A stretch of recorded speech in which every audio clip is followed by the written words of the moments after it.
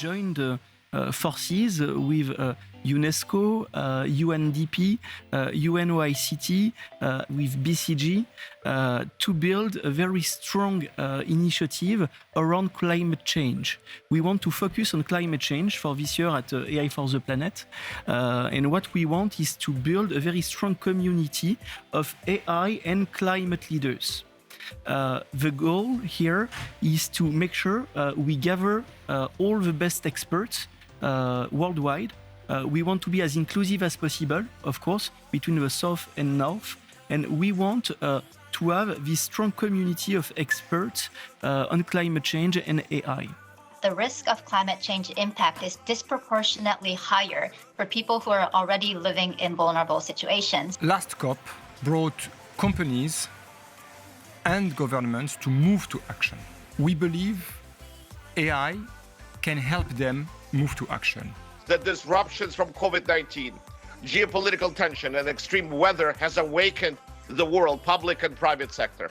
Around the world, innovators that are gathering today and people that are hearing us all over the world are working to fight climate change with very unique AI use cases. Imagine what AI can do if you put that, for example, to food systems.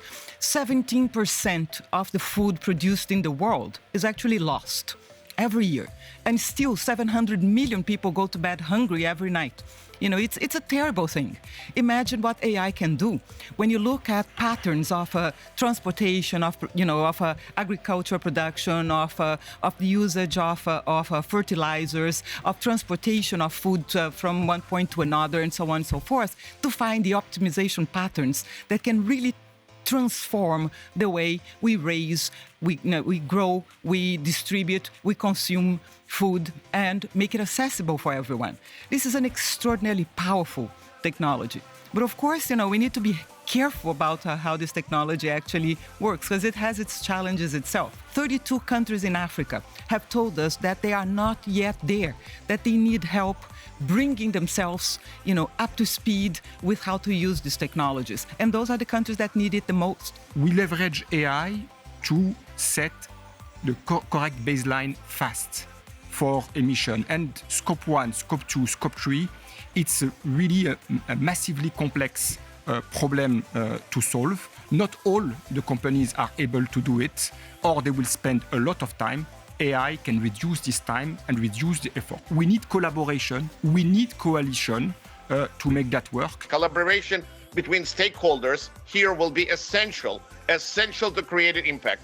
Private sector companies, together with international agencies and governments and the investors, need to work together in order to make sustainable development goals a reality. There's nowhere you can hide from climate change. Everyone needs to be on board. There's opportunities of actually shaping the direction of technology.